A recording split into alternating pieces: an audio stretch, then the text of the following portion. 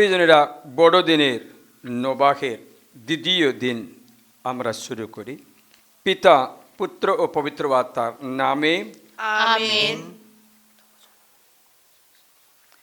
তবু জনম হবে যেদিন, তাহারি তারে ব্যাকুল আছি, তাহারি তারে ব্যাকুল ব্যাকুল আছি, ব্যাকুল ব্যাকুল ব্যাকুল আছি। আসবেন প্রভু, আসবেন রাজা, এসো করি পূজা তার। আসবেন প্রভু, আসবেন রাজা, এসো করি পূজা তার।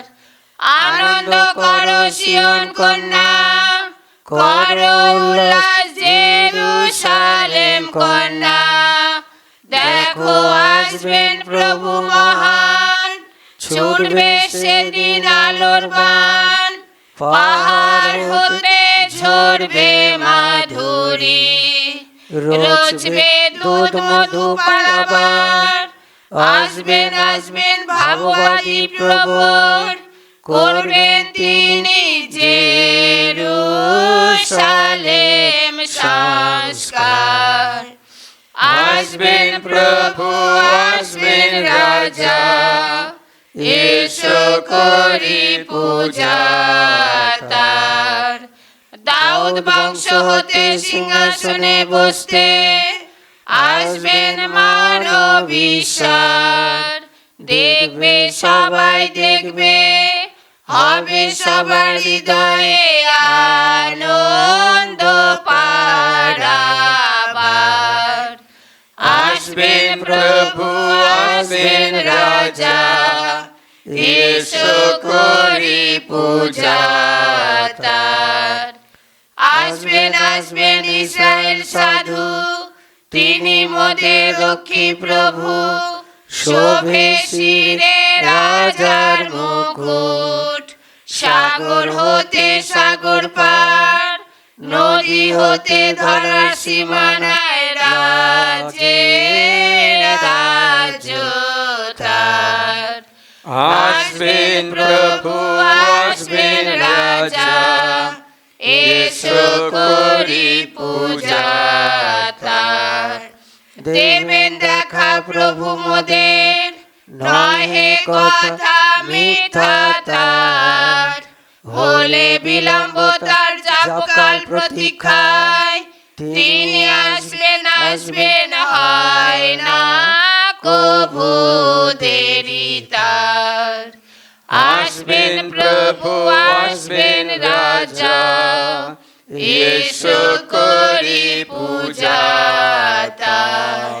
হবে প্রভুর অবতরণ, হয় যথা কোমল তৃণ পরে বাড়ি বরিশন। প্রভুর দিনে আসবে ধরার ন্যায়ের প্লাবন, হবে শান্তি শ্রাবণ। বুঝিবে তারে বিশ্বের রাজগণ, সেবিবে তারে ধরায় সর্বজন। আসবেন প্রভু, আসবেন রাজা, এসো করি পূজা তার। মানবের তরে জন্মিবেন শিশু, শক্তিধর পরমেশ্বর। দাউদের পিতৃ সিংহাসনে বসি, রাজ্য পালনে হবেন শক্তির অধীশ্বর। আসবেন প্রভু, আসবেন রাজা, এসো করি পূজা তার। হে পরমেশ্বরের বেথলেহেম নগর, তোমা হতে হবে উদয় ইসরায়েল রাজের। অনাদিকালের প্রভাতে হয় তার আগমন, ধরণীর কেন্দ্রে হবে তার জয়গান। হবে হবে তার আগমনে মোদের ধরায় শান্তি অপার। আসবেন প্রভু, আসবেন রাজা, এসো করি পূজা তার। সামসঙ্গীত গান। স্বর্গ আনন্দ করো, মর্ত করো জয় উল্লাস, পর্বতমালা করো আনন্দ প্রকাশ। পর্বতমালা উঠে আনন্দ ফুটে, ভূদরমালা হতে সেনায় বন্যা ছুটে। জানি জানি মোদের প্রভু আসবেন, নিজ দিনহীন জনে দয়া করবেন। হে ঊর্ধ্ব গগনে মেঘলোক করোনায় দাতার বর্ষণ, হে ভূতল খুলি মুক্তিদাতা করো উদ্ঘাটন। হে প্রভু আমাদের করো শরণ, মোদের দাও তব মঙ্গলময় দর্শন। প্রভু তোমার দয়ায় করো দর্শন দান, করো মোদের আত্মার পরিত্রাণ। প্রভু পাঠাও মেষশাবককে পৃথিবীতে, মরুভূকে শিলা হতে কন্যা সিয়ন পর্বতে। এসো প্রভু গুণময় ঈশ্বর করতে আমাদের উদ্ধার, দেখলে বদন তোমার হবে মুক্তি সবার। এসো প্রভু দাও তব দর্শন শান্তির মাঝে, তোমার সমীপে বিশুদ্ধ মন আনন্দে নাচে। প্রভু জানিতে দাও তব পথ ধরা তলে, জানাও মুক্তির বাণী সর্বজনে। এসো প্রভু জাগ্রত প্রতাপে তোমার, করো আমাদের করো হে উদ্ধার। এসো প্রভু মোদের মাঝে বিলম্ব করো না, করো তব জাতির পাপের মার্জনা। আহা আকাশ ভেদি করো অবতরণ, তোমার সম্মুখে পর্বতমালার হবে অপসারণ। কেরুবিম দূতগণের ঊর্ধ্বে তব অবস্থান, এসো প্রভু করো শ্রীবদনের দর্শন দান। পিতা পুত্র পবিত্র আত্মন, করি মোরা গৌরব কীর্তন। আদিতে তারা যেরূপ গৌরববান, এবেও সদা হোক তাঁদের গুণগান। আমাদের অগ্রগামী হয়ে নিষ্কলঙ্ক মেষশাবক আগমন করেন। মেলকিসেদেক প্রথায় তিনি অনাদি অনন্ত অভিষিক্ত যাজক। তিনি ন্যায়রাজ, চিরস্থায় তার রাজ্যাধিকার। ধন্য পরমেশ্বর। বসুন। হিব্রুদের কাছে লিখিত পত্র অধ্যায় 7। সালোম রাজ্য ও পরাৎপর ঈশ্বরের যাজক সেই মেলকিসেদেক,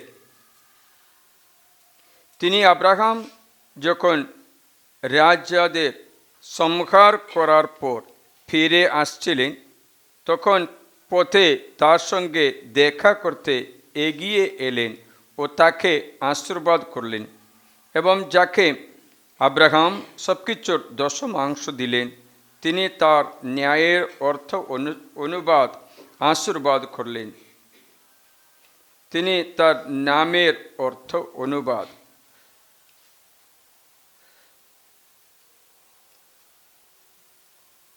করলে প্রথমে ধর্মময়দার রাজা এবং পরে সালোম রাজ অর্থাৎ শান্তিরাজ বলে অভিহিত, যার পিতা নেই, মাতা নেই, বংশ তালিকাও নেই, যেহেতু তার জীবনের আরম্ভ নেই, জীবনের অন্ত নেই, কিন্তু ঈশ্বরের পুত্রের সাদৃশ্যে উন্নীত হলেন, সেই জন্য সর্বকালের মতো যাজক হয়ে থাকবে।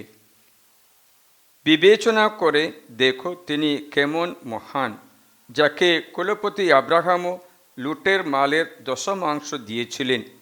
লেবী সন্তানদের মধ্যে যারা যাজকত্ব বরণ করে, তারা বিধান অনুসারে জনগণের কাছে থেকে অর্থাৎ নিজেদের ভাইদের কাছ থেকে দশমাংশ আদায় করার আদেশ পেয়েছে, যদিও তাদের সেই ভাইয়েরাও আব্রাহামের বংশধর।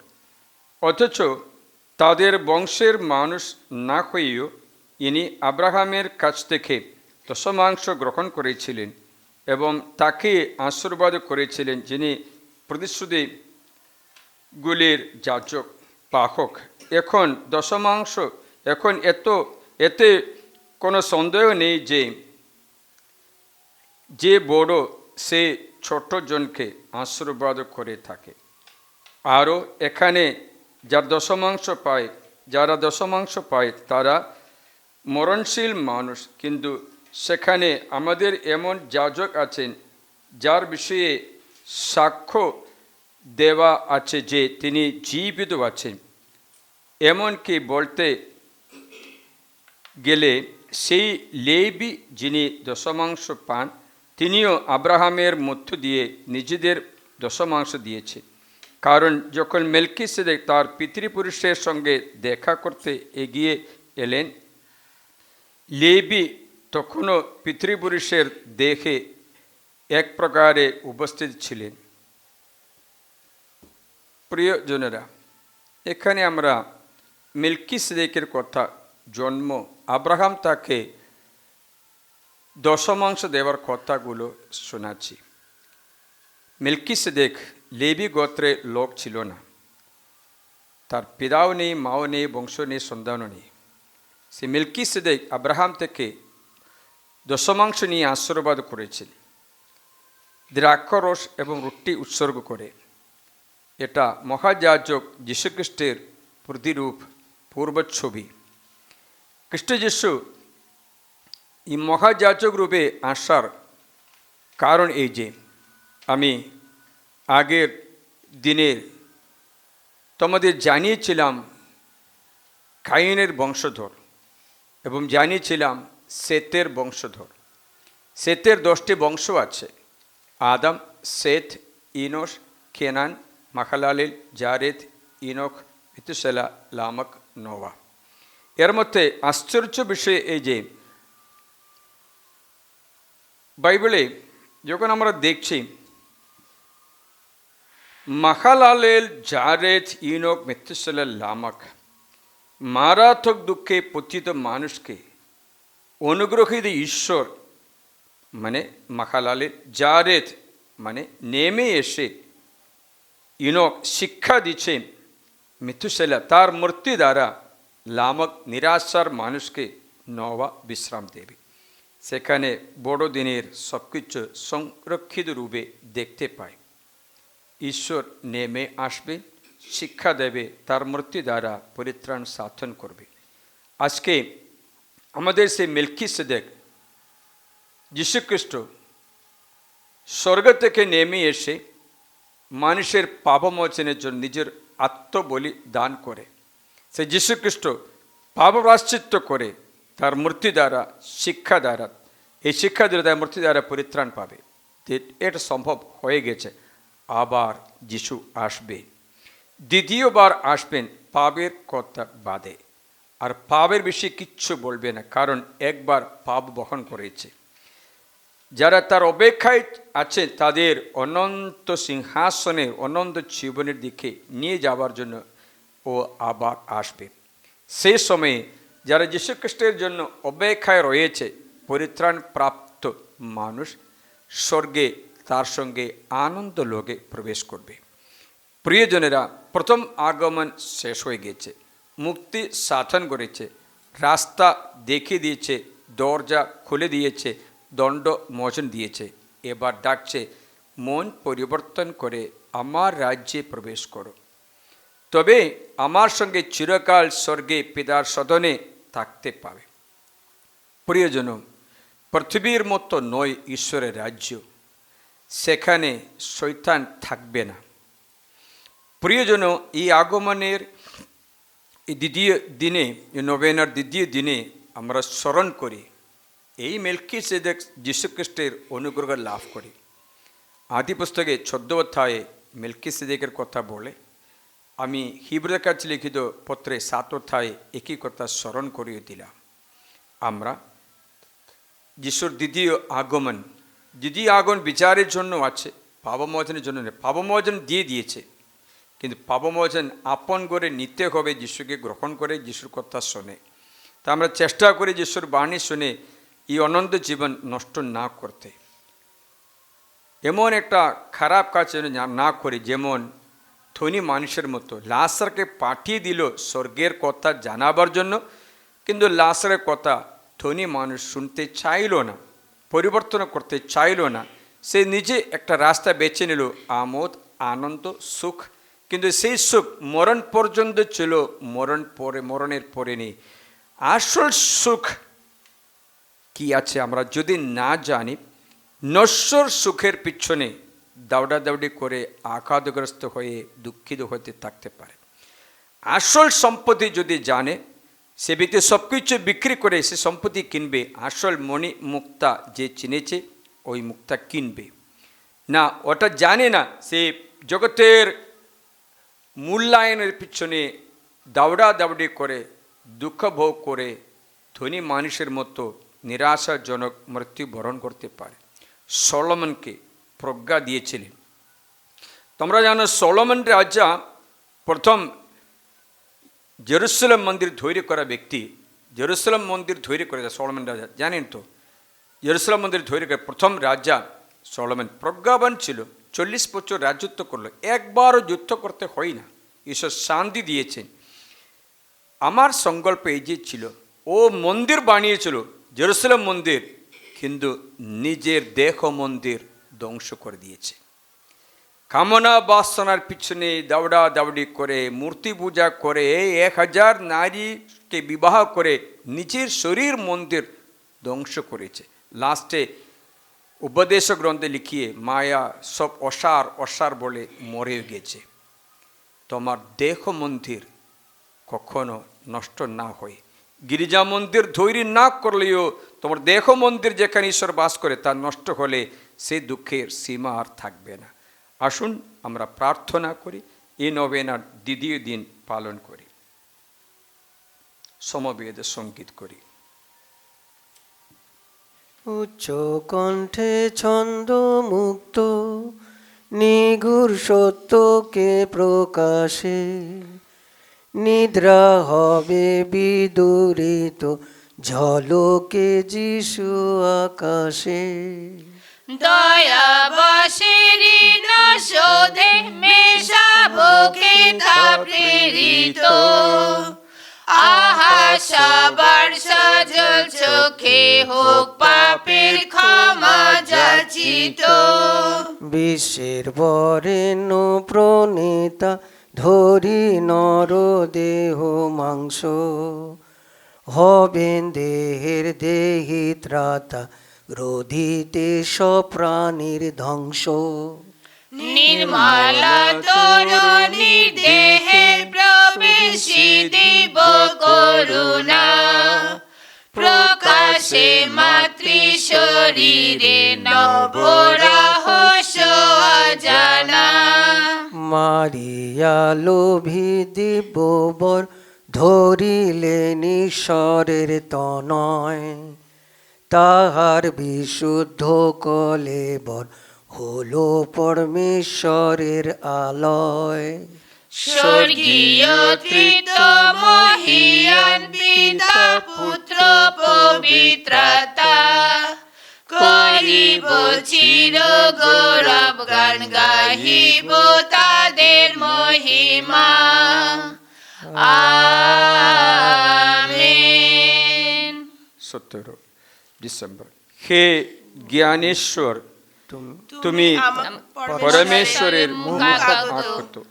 তুমি জগতের এক প্রান্ত থেকে অপর প্রান্ত পর্যন্ত বিরাজমান। তুমি অটল সুন্দর রূপে সকল বিষয়ে শৃঙ্খলা সৃষ্টি করো। এসো প্রভু, বিচক্ষণতার পথ আমাদের দেখাতে এসো। প্রাণ আমার পরমেশ্বরের মহিমা গায়, নাচে হৃদয় ত্রাতা প্রভুর প্রেমের প্রেরণায়। তার করুণা ধারায় ভরা দিনা দাসীর প্রাণ, তাই সকলে ধন্যা বলে করে গুণগান। অসীম শক্তিশালী প্রভু, পবিত্র নাম তার, আমার পরে নিত্য ঝরে করুণা অপার। যারা সদা শ্রোতা ভয় করে যেন তাই, পুরুষে পুরুষে তারা তার কৃপা পায়। নাশ করে অহংকারীর সকল অহংকার, দেখিয়ে দেন প্রভু কত শক্তি আছে তার। অনায়াসে ঘুচিয়ে দেন প্রতাপশালীর মান, বিনীত দুর্বলে প্রভু করেন গৌরব দান। দয়াল প্রভু তৃপ্তি দেন দিনার ক্ষুধিতে রে, রিক্ত বিদায় করেন তিনি গর্বিত ধনী রে। রক্ষা করার জন্য প্রভু আপন অঙ্গীকার, ইসরায়েলের রক্ষা করেন দয়ার অবতার। মহাপ্রাণ আব্রাহাম ও তার বংশধরগণে অপার স্নেহ দিয়েছেন আপন অপার গুণে। পিতা পুত্র পবিত্র আতন, করি মোরা গৌরব কীর্তন। আদিতে তারা যেরূপ গৌরবান, এবেও সদা হোক তাঁদের গুণগান। হে জ্ঞানেশ্বর, তুমি পরমেশ্বরের মুখ আগত, তুমি জগতের এক প্রান্ত থেকে অপর প্রান্ত পর্যন্ত বিরাজমান। তুমি অটল সুন্দর রূপে সকল বিষয়ে শৃঙ্খলা সৃষ্টি করো। এসো প্রভু, বিচক্ষণতার পথ আমাদের দেখাতে এসো। এসো আমরা প্রার্থনা করি। হে প্রভু, অনুনয় করি, তুমি বিলম্বে না হয়ে সত্তর এসো প্রভু। দিব্য প্রভাবে সাহায্য আমাদের প্রদান করো, তাহলে যারা তোমার দয়ার উপর নির্ভর করছে তারা তোমার আগমনে সান্ত্বনায় উচ্ছ্বসিত হবে। পবিত্র আত্মার সহযোগে তুমি পিতার সঙ্গে যুগে যুগে বিরাজমান। আমেন। প্রভু তোমাদের সহায়, তিনি আপনারও সহায়। সর্বশক্তিমান পরমেশ্বর পিতা ও পুত্র ও পবিত্র আত্মা তোমাদের আশীর্বাদ করুন। আমেন।